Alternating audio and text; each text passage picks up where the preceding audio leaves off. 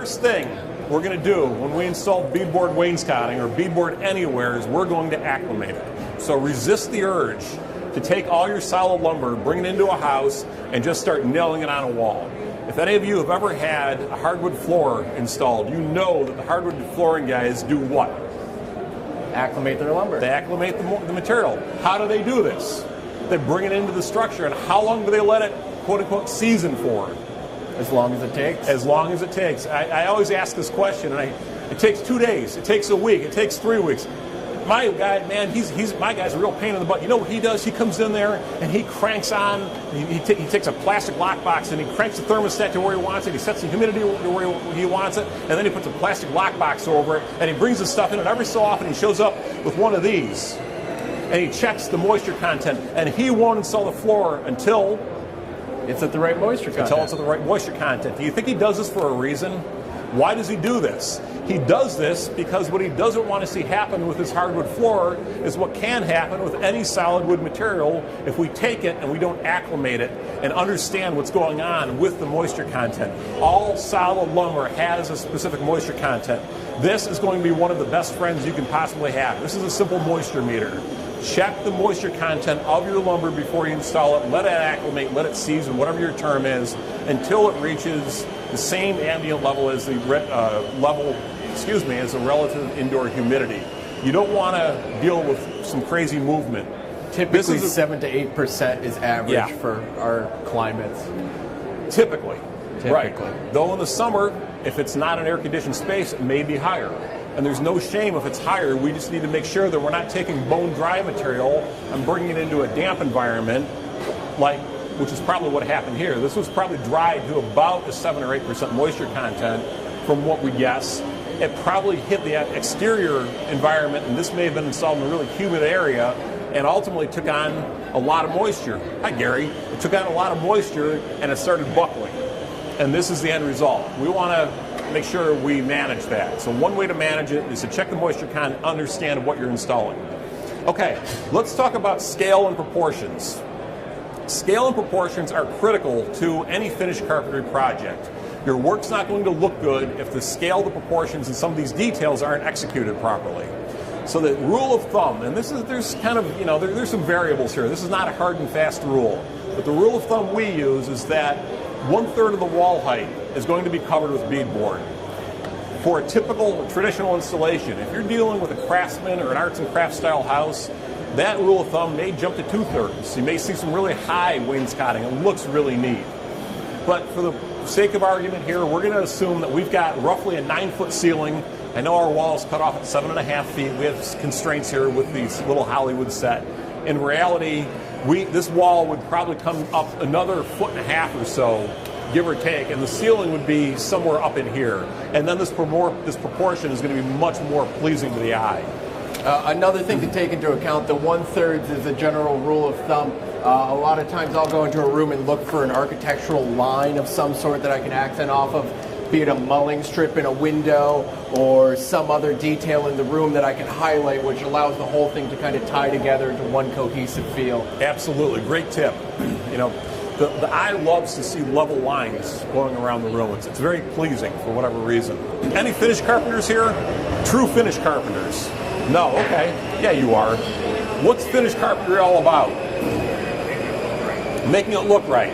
There's something that's key to making it look right. What is it? What looks right in this picture? Let me start there. What looks right in this picture? Amazingly enough, what looks right? The bottom? The door itself. The door itself looks right, doesn't it? Why does it look right? I'll give you a hint. We're not talking, no, we're not talking about any of this. We're talking about the door itself. I don't care what you're talking about. But we're talking about the door itself. Why does that door look right? Come on, take it over. Shadow lines. Shadow lines. Shadow lines. Reveals. This is like the secret tip to finished carpentry. Shadow lines are a finished carpenter's best friend. The more shadow lines, the more reveals, the more margins, the more offsets, whatever you want to call it, the more shoulders that you have, the better your work is going to look. Why doesn't this look right? Thank you. Was this hard? It's flat. It's flat. It's like this guy's head. It's flat. It's absolutely flat. Here. You'll get a pencil for it. We'll give you a. You're not getting anything. You get a couple of I pencils. got all excited for a moment. Poor guy. It's flat. It's like this giant smudge, isn't it? It's like somebody painted a wall and then took their thumb and did this all over it. You've seen photographs that look really terrible because there's not enough detail, there's not enough pop to them. There's not enough pop going here. There's a lot going on here. There's a whole lot of effort that went into this, isn't there?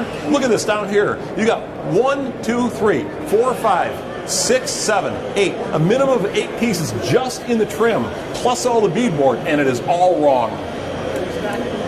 Because they stacked it. They just layered it. They didn't pay attention to reveals, proportions, shadow lines, or anything else.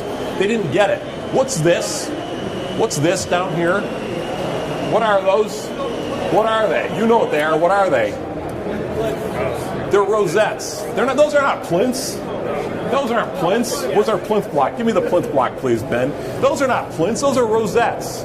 Rosettes go in the upper corner of a window, or sometimes if you're going to picture frame a window, you can make an exception and use them in the lower corner. Rosettes don't ever touch the floor. Period. You tell I'm a little passionate about this. Rosettes don't touch the floor. Where's our plinth? Where's our plinth block? It's right here. There we go. This is a proper plinth. The plinth is always wider than the base. Always. There are no exceptions to this that I'm aware of. Do you know of any? Okay. The plinth is always wider than the base. It's not shorter than the base. I'm actually pretty sure that there's classical laws about that. There are. We won't get into. We could spend hours just on the classical scale and proportions. We won't go there. Notice I said we. So the plinth is all wrong because it's not a plinth, it's a rosette. What's this? What's really going on here? We got kind of like a few different pieces of base. They tried to line, to your point, Ben, they actually tried to line the top of the base up with the bottom of the door rail. Okay. What's that? It was yours? Oh, that was your point. Oh, I'm sorry. I misunderstood. I'm sorry. Here you go. So there was this effort. There was really this effort made, and I'm not here to make fun of anybody. I recognize we all learn, and I would have done stuff like this years ago because I didn't know any better. I probably still don't know any better, but anyhow. Fake it till you make it. There was a lot of effort that went into this, but they didn't quite get it right. So what else is going on? No scale, no proportion. This doesn't really relate to anything. The shadow lines are all smudged. What about the transition between the casing and the beadboard? How do we handle that? We're going to show you how to handle that. How about this rail up here? What's going on there? How come? What's this? What is that? Yeah, it's some type of cap, some type of smudge cap. But what's this cut? What do we call this cut?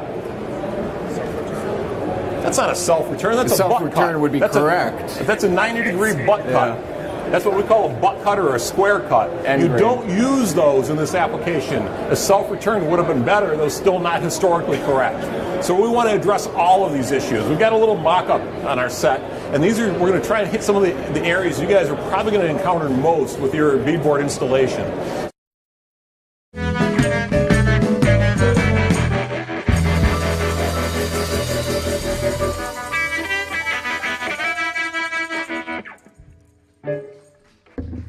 Yeah, thank you.